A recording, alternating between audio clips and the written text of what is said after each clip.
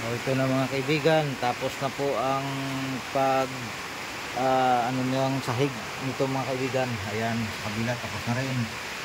Hanggang doon. Ayan. Kung tingnan mo lang to mga kaibigan ay sabihin natin na mabilis lang to gawain, pero sa totoo pala ay matagal. Ayan, kasi maliliit yung iba. Ayan po, ikating mo pa tapos isolda mo ulit. Ayan. Ayan mga kaibigan. Ang hindi pa nasolda mga kaibigan, ito dito sa gilid, ano to, lagyan ko ulit to ng mahaba na ano na plancha mga kaibigan, at saka i-binder para po ay maka eskwala. Yan, para matibay mga kaibigan. Ayan o, mayroon pang isa, hindi pa nakita ang isa. Ayan o, ayan.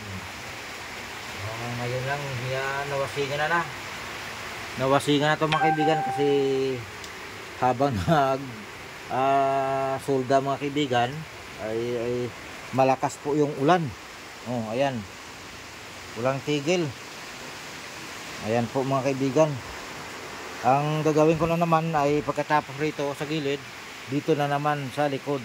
Ayan o, naka-ready naman lahat.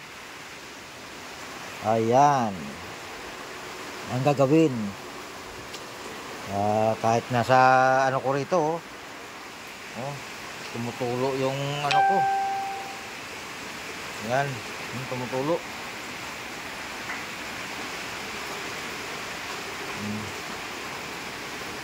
Ito na ang pagkatapos nito mga kaibigan, ay i-primer ko pag tumuyo na, pag maganda na yung panahon.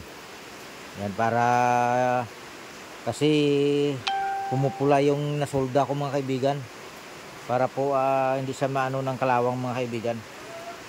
Ayan mga kaibigan, okay, hanggang dito na lang. Malakas ang ulan natin ngayon. May anunsyo siguro na bagyo mga kaibigan. Ano dyan sa inyo? Okay, bye bye.